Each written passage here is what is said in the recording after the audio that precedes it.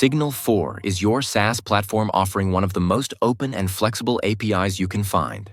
We have verified and tested 200+ integrations with third-party products.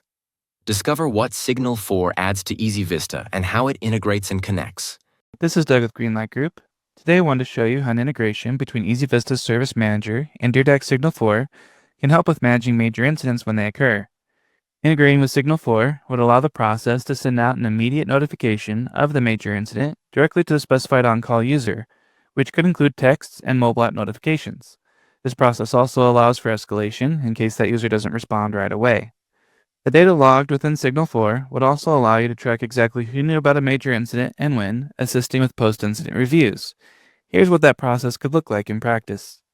As you can see here, a user submitted an incident saying that the system is down and saying please help. So I, as the agent working on the ticket, can recognize that this needs to be reported as a major incident. To do that, I can use the Report Major Incident wizard, which will create a related news article to go with it. I can put the details in here, and when I complete that process, it will trigger the integration with SIGNL4, allowing it to have a signal be created within SIGNL4.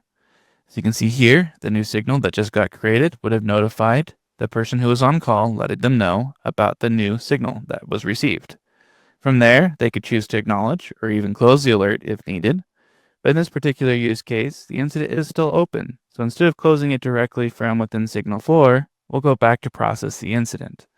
The incident, in this case, can be closed a couple of ways. You can either do it through the normal process of working the actions on the ticket, or by using the close wizard.